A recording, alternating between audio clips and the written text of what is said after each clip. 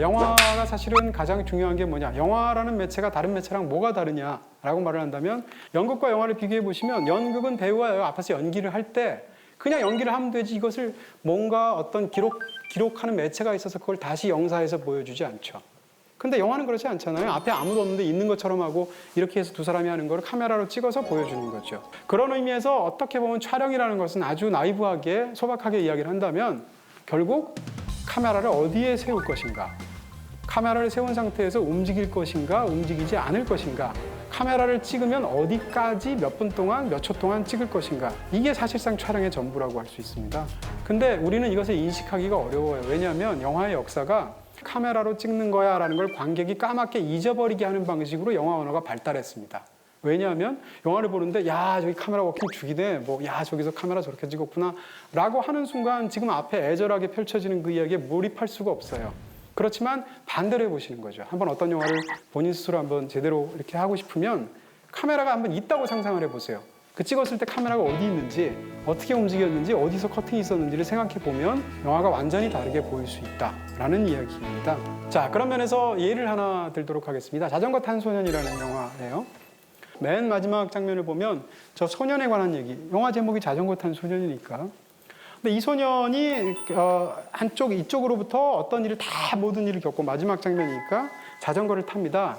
그리고 자전거를 탄 채로 자전거를 타고 거리에서 이렇게 가는 게 마지막 장면이에요.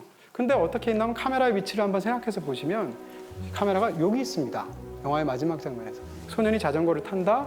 그 앞으로 지나가죠? 그럼 카메라는 어떻게, 소년을 계속 잡아야 되니까 돌려서 잡겠죠?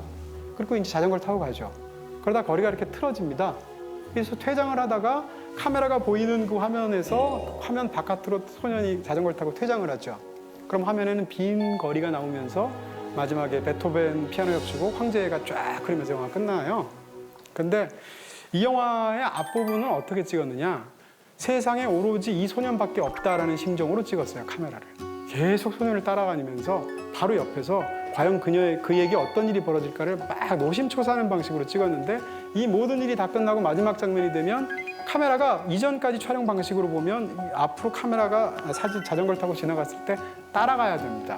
항상 그렇게 찍었으니까. 더 이상 따라가지 않고 뒤에서 묵묵히 지켜보기만 해요. 그러다가 거리가 이렇게 싹 튼 상황에서 소년이 프레임 아웃으로 퇴장을 합니다. 그 빈 거리를 보여주죠. 그럼 그 장면에 아무런 대사도 없고 아무것도 없지만 우리 영화를 보고 나면 어떤 마음이 생기냐면, 아, 이제 저 소년에 대해서 우리가 더 이상 걱정하지 않아도 되는구나. 이제 우리는 그를 어쨌건 앞으로 험난한 인생을 살겠지만 그래도 소년은 소년의 인생을 살겠구나 라고 마음을 놓으면서 영화관에서 나올 수가 있습니다. 정반대되는 영화가 이다라는 영화입니다. 아마 더 보신 분이 없을 것 같은데, 이 영화도 아카데미 외국어 영화상을 받은 굉장히 잘 만든 영화인데요. 이 영화의 마지막 장면은 뭐냐? 역시 앞에 자전거 탄 소년하고 똑같습니다. 수녀인 여주인공이 걸어가면서 끝나는 거예요. 자전거만 안 탔다 뿐이지 사실상 똑같은 맥락인데 이 모든 일이 다 끝나고. 근데 자전거 탄 소년하고 정반대 방식으로 찍었습니다. 어떻게 찍었냐면 카메라가 걸어가는 방향 쪽에서 마주보는 방향으로 찍었습니다. 수녀가 막 걸어오는데 그걸 카메라가 이렇게 찍은 거죠. 이렇게 뒷걸음을 하면서. 그러니까 카메라가 막 걸어오는 그녀를 핸들로 흔들리지만 계속 카메라를 향해서 다가오는 것을 이렇게 방식으로 찍은 겁니다.